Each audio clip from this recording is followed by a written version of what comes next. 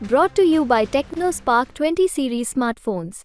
प्रदेश की सियासत में इन दिनों चौटाला परिवार की चर्चा है। दुष्यंत और उनके पिता अजय सिंह के विरोध की तस्वीरें आ रही हैं। परिवार के आपस में एकजुटता के मुद्दे पर बयानबाजी चल रही है और इसी बीच अनिल विज के साथ भाजपा में जो कुछ हुआ उसकी खबर कहीं पीछे छूट गई थी। लेकिन अनिल विज भले ही मंत्री रहे या ना रहे, विभिन्न मुद्दों पर उनके बयान कभी नहीं रुकते।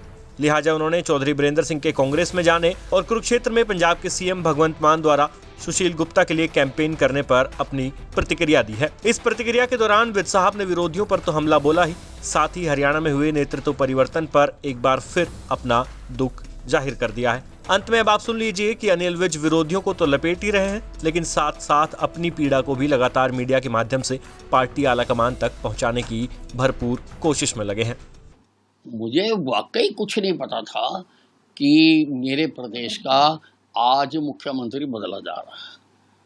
तो देखिए, ये ठीक बात नहीं है ना जी, बल्कि मैं सबसे सीनियर था और मेरे से अगर ये बात छुपाई गई तो उसने मुझे बहुत दुख पहुंचाया। देखिए, अब उनके पल्ले कुछ नहीं रहा और पूरी तरह से इनको पार्टी ने मौका दिया, अवसर दिया सब जगह पर, लेकिन अब वो एग्जॉस्टेड है, पूरी तरह से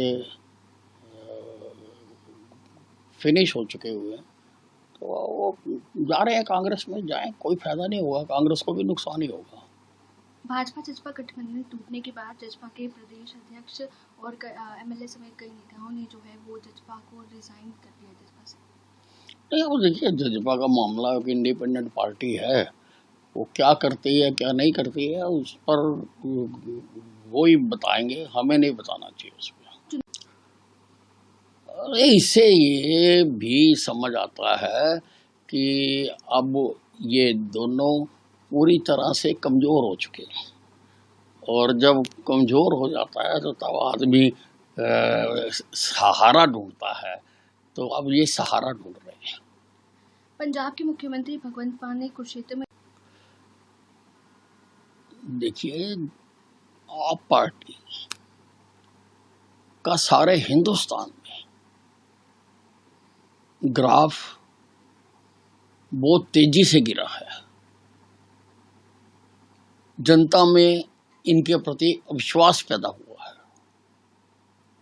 जो भ्रष्टाचार के केस में इनके ऊपर कार्रवाइयां हो रही हैं, लोग उससे बहुत गुस्से में हैं इनके खिलाफ। तो मान साहब